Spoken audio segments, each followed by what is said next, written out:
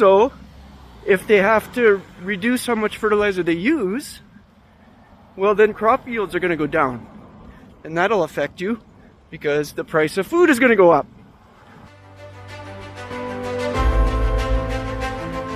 Hey, it's Serge talking to you from ALECA. I wanted to talk to you about knock-on effects of the situation coming out of the Middle East and the Strait of Hormuz. Now, we always just think millions of barrels of oil per day and 11 BCF a day of LNG or whatever it is, which is a huge effect on energy, but also hydrogen. The Middle East is one of the biggest suppliers of hydrogen. They make it there by reforming with steam, high pressure, high temperature steam and methane, and then they make hydrogen.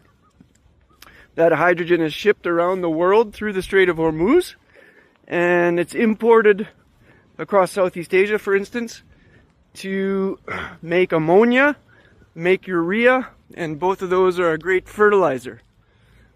And right now, countries are running short.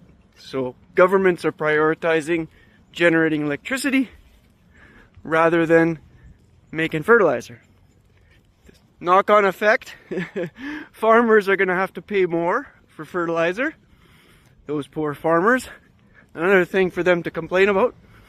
And also, if they have to reduce how much fertilizer they use, well, then crop yields are going to go down. And that'll affect you because the price of food is going to go up. Not good, right? The other piece that the Middle East supplies is helium. Again, helium, you think, oh, who cares, right? But actually, helium is a byproduct or a contaminant of our gas, natural gas, and it's collected up, compressed, and shipped around the world. So you're thinking, oh, no more helium. I guess I won't have that party balloon at my birthday. Disaster. But helium is also used in industrial processes, especially to make silicon chips and in the electrical manufacturing process. So we're going to run short on silicon chips at some point. Again, because they'll have to scale down because they don't have helium. So all these knock-on effects, it's not just energy. It's everything.